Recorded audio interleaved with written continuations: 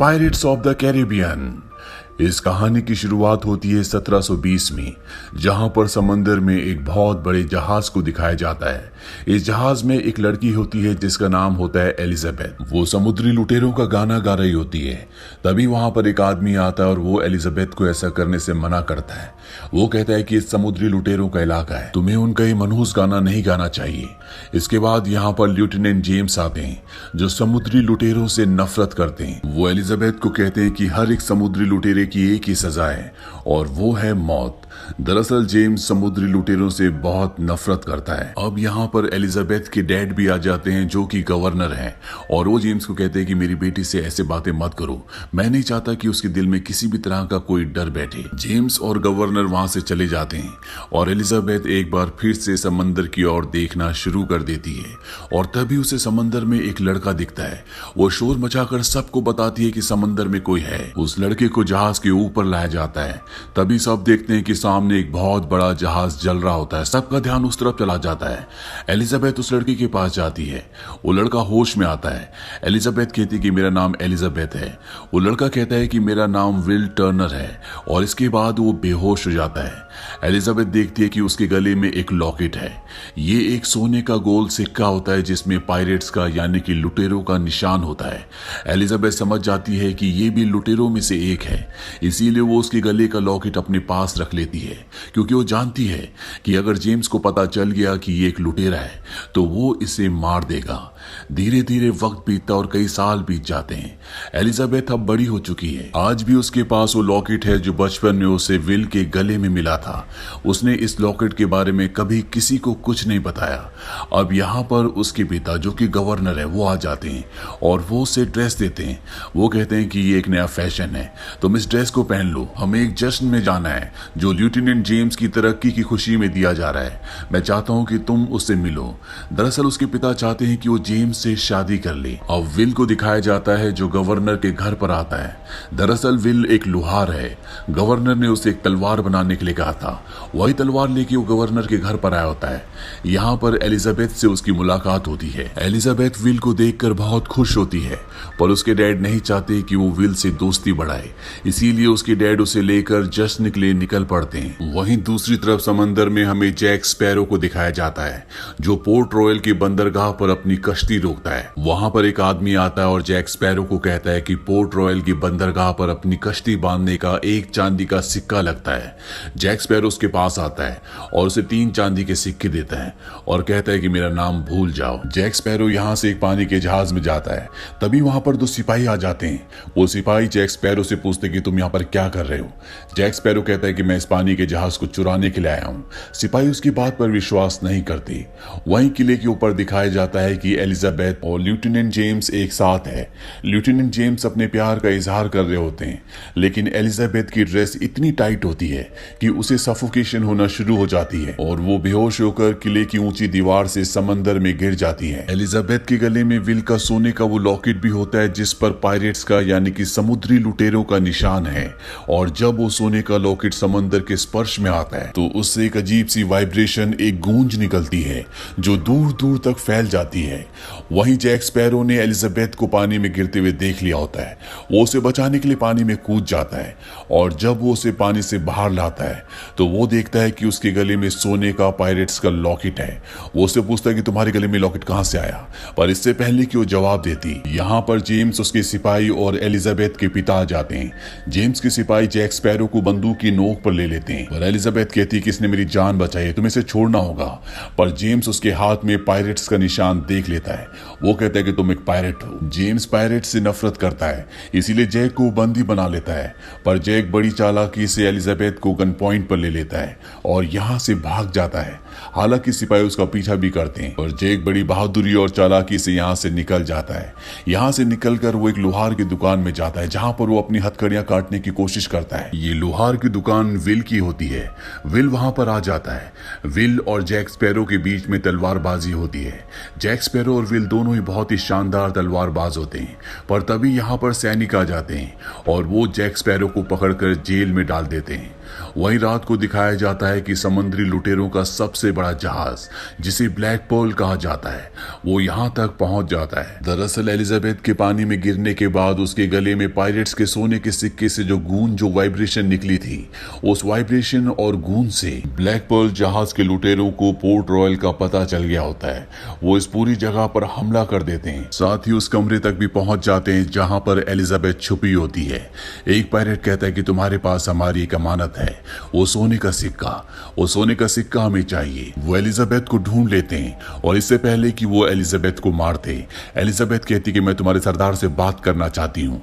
ये पायरेट्स का एक रूल है, अगर कोई उनके सरदार से बातचीत करना चाहे तो इसकी इजाजत उसे होती है। इसीलिए वो एलिजाबेथ को अपने साथ बंदी बनाकर ले जाते हैं। अगली सुबह विल को जब पता चलता है कि पायरेट्स एलिजाबेथ को अपने साथ बंदी बनाकर ले गए, तो वो एलिजाबेथ के पिता और जेम्स के पास जाता है। वो उन्हें कहता है कि हमें कुछ करना चाहिए, पर विल की बात को नहीं सुना जाता क्योंकि वो एक लोहार है। तभी यहाँ पर एक सैनिक कहता है कि कल जैक स्पैरो ब्लैक पर्ल जहाज के बारे में बात कर रहा था जो एलिजाबेथ को अगवा करके ले गए हैं। विल ये सुनने के बाद जैक स्पैरो के पास जाता है और वो कहता है कि हमें एलिजाबेथ को बचाना है, तुम मेरी मदद करो। बदले में मैं न सिर्फ तुम्हें यहाँ से छुड़ाऊंगा बल्कि तुम्हें एक सुरक्षित जगह तक पहुंचा भी दूंगा। यहाँ पर जैक स्पैरो को जब विल का पूरा नाम पता चलता है कि उसका नाम विल टर्नर है, तो वो समझ जाता है कि विल और कोई नहीं बल्कि बूटस्ट्रैप टर्नर, जो कि पायरेट्स का एक सदस्य था, उसी का बेटा है। विल जैक को जेल से निकाल देता है और ये दोनों एक कश्ती के नीचे छुपकर एक बहुत बड़े जहाज के ऊपर पहुंच जाते हैं जिसका नाम डॉन्टलेस है। जेम्स जब देखता है कि जैक और विल उनका जहाज चुराने वाले हैं, तो वो अपने सभी सैनिकों को उस जहाज के ऊपर भेज देता है, पर ये जैक स्पैरो की एक चाल होती है। जब जेम्स के सभी सैनिक डॉन्टलेस जहाज पर आते हैं, तो जैक और विल सामने एक दूसरे जहाज पर चले जाते हैं जिसका नाम इंटरसेप्टर होता है। एक बहुत तेज जहाज है और ये दोनों की दोनों जेम्स की आंखों के आगे इस जहाज को लेकर यहाँ से निकल जाते हैं। रास्ते में विल जैक स्पैरो से पूछता है कि मेरा नाम सुनने के बाद तुम मेरी मदद करने के लिए तैयार क्यों हो गए। यहाँ पर जैक स्पैरो उसे उसकी जिंदगी की सच्चाई बता देता है। वो कहता है कि तुम किसी लोहार के बेटे नहीं हो बल्कि एक समुद्री लुटेरे के बेटे हो। तुम्हारे पिता का नाम था बूटस्ट्रैप टर्नर। इसके बाद ये दोनों एक टापू पर पहुंचते हैं जहां पर जैक स्पैरो अपने पुराने साथियों से मिलता है और वो उन्हें कहता है कि तुम्हें मेरा साथ देना होगा। हम ब्लैक पर्ल जहाज तक पहुंचेंगे जहां पर उस जहाज के कैप्टन बारबोसा से हम एक सौदा करेंगे और उस सौदे के बदले हम उस जहाज को हथियार लेंगे। उसका साथी कहता है कि बारबोसा कभी भी हमें ब्लैक पर्ल नहीं देगा। जैक स्पैरो कहता है कि जरूर देगा, उसे बूटस्ट्रैप टर्नर के बेटे विल टर्नर की जरूरत है। हम विल टर्नर के बदले उससे ब्लैक पर्ल जहाज ले लेंगे। वहीं ब्लैक पर्ल जहाज में एलिजाबेथ को बारबोसा के सामने दिखाया जाता है जो कि शिप का कैप्टन है। एलिजाबेथ कहती कि मैंने तुम्हें तुम्हारा सोने का सिक्का दे दिया, मुझे जाने दो। कैप्टन बारबोसा उसे बताता है कि ये कोई आम सोने का सिक्का नहीं है बल्कि ये एस्टेक के खजाने में से एक है। ऐसे 882 सिक्के थे जो कॉर्टेस को दिए गए थे ताकि वो एस्टेक के लोगों पर कत्लेआम करना, जुल्म करना छोड़ दे, और सोने के सिक्के लेने के बाद भी उसने ऐसा नहीं किया। इसीलिए ऊपर वाले ने इन सोने के सिक्कों पर एक श्राप लगा दिया। अगर कोई भी इंसान उस बक्से से सोने का एक भी सिक्का निकालता तो उसे इस दुनिया के अंत तक सजा दी जाएगी। पर हमें इस कहानी पर विश्वास नहीं था, हमें उस खजाने के बारे में पता था। इसीलिए हमने उस 882 सिक्कों के बक्से को और उसके आसपास के सभी खजाने को लूट लिया। हमने उस खजाने से बहुत अय्याशी की, लेकिन जिंदगी के दुनिया के सभी ऐशो आराम ने भी हमारी भूख को खत्म नहीं किया। हम सब के सब श्रापित हैं और अगर हमें श्राप को खत्म करना है तो हमें उन 882 सिक्कों को ढूंढना होगा। हमने सारे सिक्के ढूंढ लिए थे और अब आखिरी सिक्का हमें तुम्हारी बदौलत मिल गया। हम उस पर तुम्हारा खून चढ़ाएंगे और श्राप से मुक्त हो जाएंगे। एलिजाबेथ यहाँ पर मौका देखकर बारबोसा को चाकू मारकर बाहर भाग जाती है, लेकिन जब वो बाहर जाती है तो पूरी तरह से हैरान हो जाती है क्योंकि वहां पर एक भी इंसान नहीं होता, सबके सब कंकाल होते हैं। तभी बारबोसा उसके पीछे से आता है। वो कहता है कि मैं कई सालों से प्यासा हूं लेकिन मैं अपनी प्यास नहीं बुझा सकता। मैं कई सालों से भूखा हूं लेकिन मेरी भूख नहीं मिटती। मैं सालों से मरना चाहता हूं लेकिन मर नहीं सकता। मुझे कुछ भी एहसास नहीं होता और अब मैं इस श्राप से किसी भी तरह से मुक्त होकर हमेशा के लिए मुक्ति चाहता हूं। और इसके बाद बारबोसा भी चांदनी रात में आता है और वो भी अपने साथियों की तरह कंकाल बन जाता है। वहीं दूसरी तरफ जैक स्पैरो विल और उसके साथियों को दिखाते हैं जो अपने जहाज से ब्लैक पर्ल की तरफ आ रहे होते हैं। यहाँ पर विल को जैक स्पैरो का एक साथी बताता है कि जैक स्पैरो पहले ब्लैक पर्ल का कैप्टन था पर उसके साथियों ने उसे धोखा दिया और उसे एक टापू पर मरने के लिए छोड़ दिया। पर जैक स्पैरो किसी तरह से बच गया और अब वो अपने साथी बारबोसा से बदला लेना चाहता है जो ब्लैक पर्ल जहाज का कैप्टन है। वहीं बारबोसा को दिखाया जाता है जो उस गुफा तक पहुंच जाता है जहां पर वो बक्सा है जिसके अंदर 881 सिक्के हैं। बारबोसा कहता है कि हमने सारे सिक्के लौटा दिए जितने भी हमने खर्च किए थे और अब हमें श्राप से मुक्त होने के लिए आखिरी सिक्का लौटाना है। यहाँ पर जैक स्पैरो और विल भी पहुंच जाते हैं और इसके बाद बारबोसा एलिजाबेथ का हाथ काटकर उसका खून लगाकर उस सिक्के को बक्से के अंदर डालता है, लेकिन इससे कुछ भी नहीं बदलता। वो श्राप से मुक्त नहीं होते। बारबोसा समझ जाता है कि एलिजाबेथ बूटस्ट्रैप टर्नर की बेटी नहीं है, इसीलिए वो उसे थप्पड़ मारता है जिससे वो नीचे गिर जाती है। यहाँ पर बारबोसा और उसके लोगों के बीच में आर्ग्यूमेंट्स होना शुरू हो जाते हैं। तभी पानी के अंदर से विल निकलता है और बड़ी चालाकी से एलिजाबेथ को और उस आखिरी सिक्के को लेकर यहाँ से निकल जाता है, पर बारबोसा के लोग जैक स्पैरो को पकड़ लेते हैं। जैक स्पैरो बारबोसा के पास जाता है और उसे कहता है कि मैं ब्लैक पर्ल का कैप्टन था, तुमने मुझे धोखा दिया और खजाना ढूंढने से पहले तुम मुझे एक टापू पर छोड़ आए जिस वजह से मैं श्राप से बच गया, लेकिन मैं जानता हूं कि तुम्हें किसके खून की जरूरत है। अगर तुम चाहो तो उस आदमी को मैं तुम तक पहुंचा सकता हूं। तभी बारबोसा का आदमी आता है और वो बारबोसा को कहता है कि हम इंटरसेप्टर जहाज तक पहुंचने वाले हैं जिसमें एलिजाबेथ और वो इंसान है जिसका खून हमें चाहिए। जैक स्पैरो कहता है कि अगर तुम चाहो तो प्यार से मैं उस आदमी को तुम तक ला सकता हूं। बारबोसा कहता है कि इसे बंदी बना लो और अब वो इंटरसेप्टर जहाज की तरफ तेजी से बढ़ना शुरू कर देते हैं। वही इंटरसेप्टर जहाज पर दिखाया जाता है कि एलिजाबेथ और विल, जो कि अब जानता है कि बारबोसा को उसके खून की जरूरत है, उसके पिता एक पायरेट थे, वो दोनों अपने जहाज को ब्लैक पर्ल से बचाने की कोशिश करते हैं, पर पूरी कोशिश के बाद भी वो नाकामयाब रहते हैं। बारबोसा इन सबको बंदी बना लेता है। अब उसे पता है कि बूटस्ट्रैप टर्नर का बेटा विल टर्नर है जो कि अब उनके कब्जे में है। इसके बाद बारबोसा सबसे पहले एलिजाबेथ को जहाज से पानी में फेंक देता है। इसके बाद वो जैक स्पैरो से कहता है कि तुम इस जगह को शायद भूल गए, ये वही आइलैंड है जहां पिछली बार हमने तुम्हें छोड़ा था, पर इस बार तुम बचकर नहीं निकल पाओगे। और वो जैक स्पैरो को भी पानी में फेंक देता है। अब जैक और एलिजाबेथ एक बार फिर से उसी टापू में फंस जाते हैं। यहाँ पर जैक की दारू भी होती है जिसे एलिजाबेथ अगले दिन जला देती है। आग की लपटों को देखकर इस तरफ एक दूसरा जहाज आता है और इस जहाज में जेम्स और एलिजाबेथ के पिता होते हैं जो जैक स्पैरो और एलिजाबेथ को उस टापू से निकालकर जहाज पर ले आते हैं। जहाज पर एलिजाबेथ जेम्स से कहती है कि हमें ब्लैक पर्ल जहाज का पीछा करना चाहिए, वहां पर विल है, पर जेम्स नहीं जाना चाहता। पर जब एलिजाबेथ कहती है कि अगर तुम ऐसा करोगे तो मैं तुमसे शादी करूंगी, तो जेम्स उसकी बात मान जाता है और अब उसका विशाल जहाज ब्लैक पर्ल का पीछा करना शुरू कर देता है। ये बहुत जल्द उस जगह तक पहुंच जाते हैं जहां पर ब्लैक पर्ल जहाज होता है। सब के सब समुद्री लुटेरे गुफाओं के अंदर होते हैं जहां पर खजाना है, जहां पर उन्हें आखिरी सिक्का डालना है। जैक स्पैरो जेम्स को कहता है कि मैं गुफाओं के अंदर जाता हूं, वहां मैं बारबोसा को कहूंगा कि तुम अपने आदमियों को कश्तियों से बाहर भेजो और जब पायरेट्स बाहर आएंगे तो तुम उन्हें गोलियों से भून देना। जैक स्पैरो गुफा के अंदर जाता है जहां पर वो देखता है कि जेम्स विल की गर्दन काटने वाला होता है ताकि वो श्राप से मुक्त हो सके, पर जैक स्पैरो उसे ऐसा करने से मना करता है।